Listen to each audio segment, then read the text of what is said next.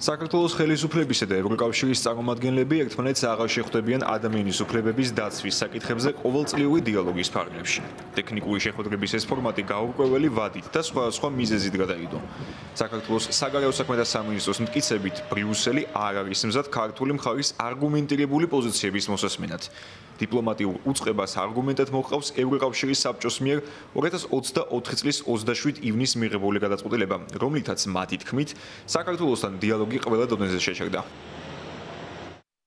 იმ პირობებში, როდესაც ევროკავშირის საბჭოს 2024 წლის 27 ივნისის დასკვნების საფუძველზე ევროკავშირის მხარემ ყველა დონეზე შეაჩერა საქართველოსთან დიალოგი, ქართული მხარე აღნიშნულ შეხვედრას განიხილავდა როგორც ევროკავშირთან ჩართულობის შესაძლებლობას, მათ შორის ისეთ საკითხებზე, რომელზეც ჩვენს საზოგადოებას ხშირად ესმის ბრიუსელის კრიტიკა. ქართულმა მხარემ მნიშვნელოვანი მოსამზადებელი სამუშაო გაწია იმისთვის, რომ დღის წესრიგით გათვალისწინებულ საკითხებზე ევროკავშირის მხარისთვის სათანადო ინფორმაციის მიწოდება ყოფილიყო შესაძლებელი. და სწორედ ამ საჭიროებების გათვალისწინებით შედგა საქართველოს დელეგაციაც შესაბამისი უწყებების მონაწილეობით. ქართული მხარე კონსტრუქციული მიდგომის ერთგულია და მიიჩნევს, რომ პარტნიორებთან ურთიერთობებში დიალოგს არ აქვს ალტერნატივა. შესაბამისად, ბრიუსელის მხრიდან შეწყვეტილი დიალოგის სრულად განახლების შემდეგ განვიხილავთ სხვადასხვა მიმართულებით ევროკავშირთან დიალოგის ფორმატებში ჩართვას. თბილისის მსგავსად დიალოგისთვის მზად არის ბრიუსელიც, სადაც ევროკომისიის პრეს-სპიკერმა შეხვედრის გადადების ქართული მხარისგან განსხვავებული მიზეზი დაასახელა. ანიტა ჰიპერის თქმით, საქართველოს ხელისუფლებამ დელეგაციის სიაში სანქცირებული თანამდებობის პირი შეიყვანა.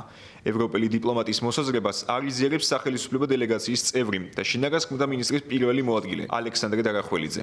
ბრიუსელის გადაწყვეტილება მისთვის გაუგებარი აღმოჩნდა.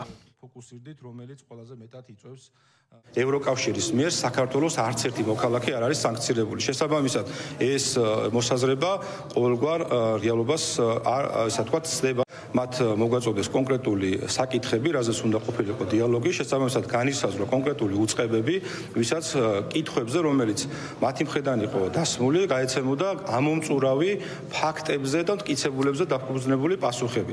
სამწუხაროდ, როგორც ჩვენთვის ცნობილია, მათ თავად აღარ ისურვეს ამ პასუხების მოსმენა, შესაბამისად გადაიდო ეს დიალოგი. კიდევ ერთხელ ვაფიქსირებთ, რომ ვართ მზად ნებისმიერ დროს, ნებისმიერ ფორმატში, ნებისმიერ კითხვას გავცეთ პასუხი. ის რომ ევროკავშირისა თუ ევროკომისიის ეგიდით ჩატარებულ შეხვედრებზე საქართველოს ბოლო პერიოდში სულ უფრო იშვიათად არის მიწვეული, ოპოზიცია ქართული ოცნების საგარეო პოლიტიკას უკავშირებს. მათი ვერსიით, დელეგაციის წევრთა შორის მმართველმა პარტიამ რამდენიმე ქვეყნის მიერ სანქცირებული პირი მიზანმიმართულად შეიყვანა. ხაზგასმით უნდა აღინიშნოს. დღეს ჩვენ რა რეალობაში ვიმყოფებით ევროკავშირთან, მის ინსტიტუტებთან, ასე ვთქვათ, თანამშრომლობის ნაწილზე, რომ ჩვენ საბოლოოდ დავაზიანეთ სტრატეგიულ პარტნიორებთან თანამშრომლობა, ურთიერთთანამშრომლობა, ეს არის პირდაპირ პასუხისმგებლობა ქართული ოცნების პოლიტიკის. ქართული ოცნების მოთხოვნა და ეს უხეში პოზიცია მდგომარეობს შემდეგში, რომ ჩვენ ჩამოვიყვანთ დასანქცირებულ პირს, დავსვავთ მოლაპარაკების მაგიდაზე, არ გვექნება დემოკრატია, დავარღვევთ ადამიანის უფლებებს, გავაყალბებთ არჩევნებს, მაგრამ თქვენ იქიდან გამომდინარე, რომ გჭირდებათ შუადერეფანი, გჭირდებათ ეს რეგიონი სამხრეთ კავკასია, რომელსაც ჩვენ ვაკონტროლებთ, არალეგიტიმური ქოცური მთავრობა, ჩვენ ნებისმიერ შემთხვევაში უნდა გვესაუბროთ და ჩვენთან დიალოგი უნდა გააგრძელოთ. აი ამის დაჟინებული მოთხოვნის შედეგია ის, რომ არაღირებულებით საერთო სისტემაში და თანხმედრაში ვართ დასავლეთთან, ბრიუსელთან და შეერთებულ შტატებთან, არამედ აი ამ მოთხოვნის აღსრულებას და შესრულებას ითხოვს ქართული ოცნება დასავლეთისგან და ბრიუსელისგან.